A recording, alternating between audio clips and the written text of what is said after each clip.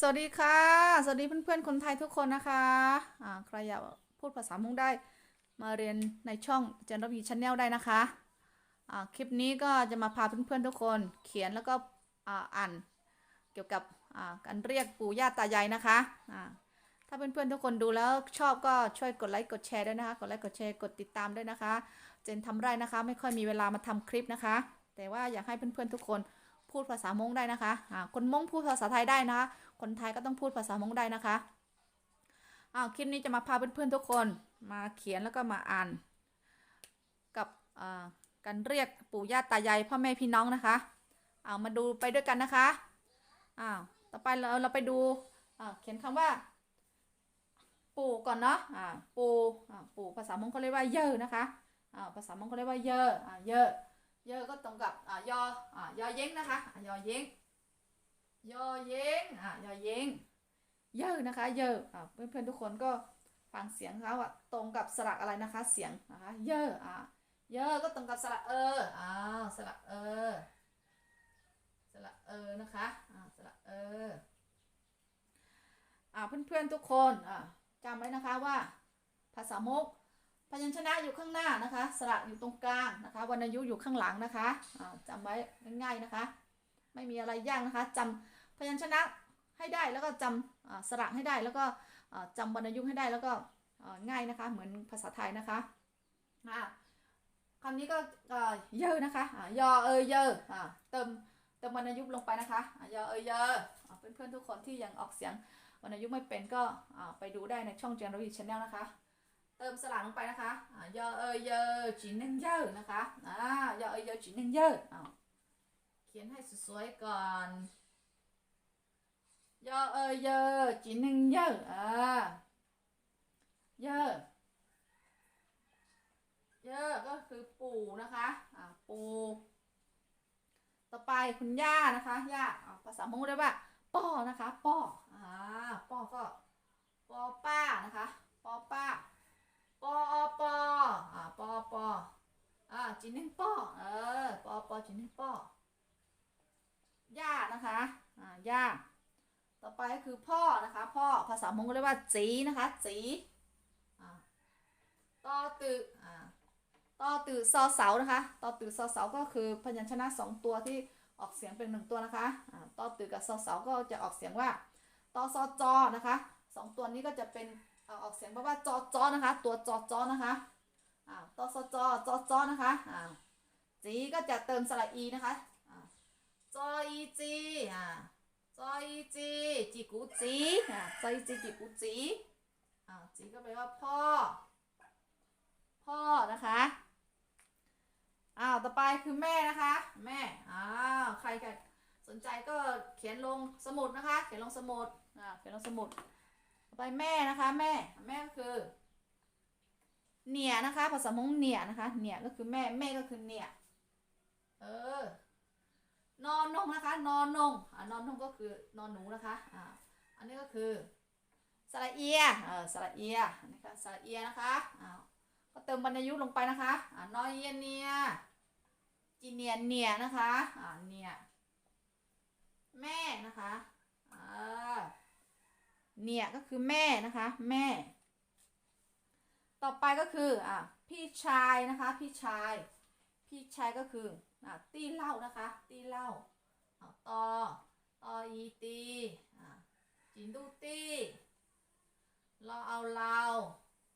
เราเอาเราจีนนึ่งเล่านะคะพี่ชายพี่ชายก็คือตีเล่านะคะตีเล่าต่อไปก็คือน้องชายนะคะน้องชายก็คือกือนะคะกือกสระอือเอาเขียนสระอือให้สวยๆก่อนกกสระอือก็กือจิกูกือนะคะกือกือก็คือน้องชายนะคะน้องชายกือก็คือน้องชายก็กือจิกูกือนะคะจิกูก็ออกเสียงเป็นไม้จัตวาจินดูออกเสียงเป็นไม้โทจินเนี่ยออกเสียงเป็นไม้เอกนะคะ เขียนลงสมุดแล้วนะคะถ้าใครอยากใครอยากใครอยากเรียนใครอยากพูดภาษามงได้นะคะเขียนลงในสมุดเลยต่อไปคือพี่สาวนะคะพี่สาว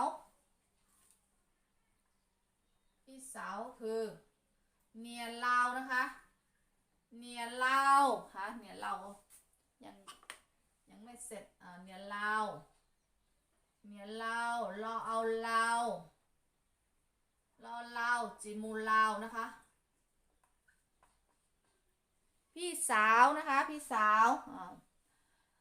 นอนงสระเอียจีเนียนั่นคือไม่เองนะคะนอยีเนียจีเนียเนี่ยค่ะเนียลาวพี่สาวต่อไปน้องสาวนะคะเนียรัวนะคะเนียรัวคำเดียวกันนะคะนี่คือคำเดียวกันต่อไปคือเนียรัวก็คือตัวนี้ก็คือฮอเฮาตัวนี้คือลอเลียคือพยัญชนะ2ตัวออกเสียงเป็น1ตัวนะคะคือฮอลอนะคะฮอตัวนี้ก็คือลอรัวนะคะ2ตัวนี้ออกเสียงเป็นลอรัวนะคะตัวนี้ก็คือตัวลอรัวนะคะเนียรัวก็คือลออัวรัวลออัวรัวจีมูรัวน้องสาวนะคะเนียลาวพี่สาวเนียรัวน้องสาวนะคะต่อไปนะคะต่อไปคือลุงนะคะลุงป้าน้าอานะคะลุงต่อไปก็คือลุงก็คือภาษามงคลเรียกว่าเลาะนะคะเลาะฮอลอลอลอรัวนะคะตัวนั้นคือตัวลอรัวเนี่ยฮอลอลอจีเชียเลาะเลาะก็แปลว่าลุงนะคะเลาะก็คือลุงถ้าป้าที่ว่าเป็นเมียของลุงเขาก็เรียกว่าเนี่ยเลาะนะคะเนี่ยเลาะเนี่ยเลาะถ้าป้าที่เป็นพี่สาวของพ่อเขาก็เรียกว่าเผ่านะคะไปเขียนคำว่าป้านะคะป้าที่เป็นพี่สาวของพ่อก่อนเนาะถ้าป้าที่เป็นเมียของลุงก็คือเนี่ยเลาะเนี่ยเลาะถ้าป้าที่เป็นพี่สาวของพ่อก็คือเผ่านะคะป้าที่เป็นพี่สาวของพ่อเนาะเผ่านะคะเผ่าปหพพอเอาเผาจินตู้เผาเผาก็คือป้านะคะป้าที่เป็นพี่สาวพ่อเนาะ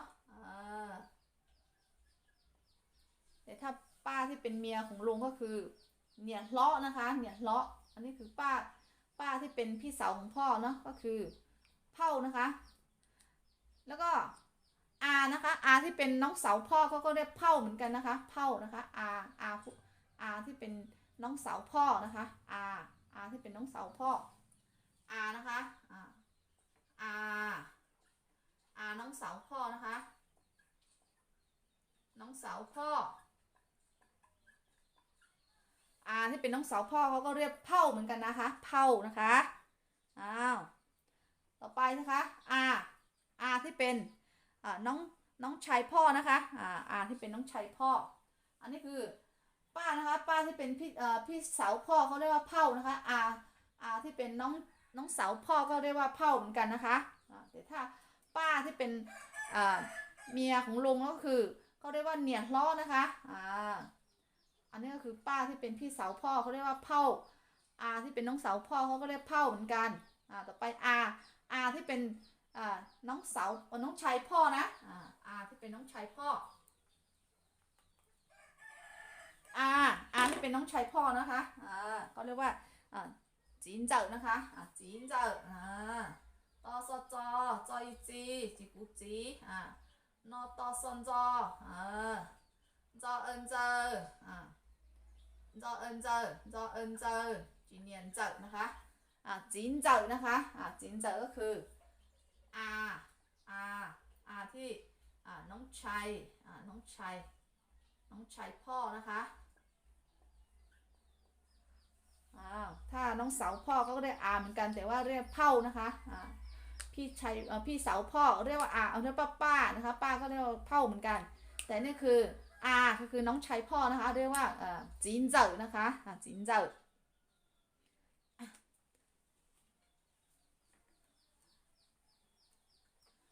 โอเคคลิปนี้ก็พาเพื่อนๆทุกคนพูดเกี่ยวกับ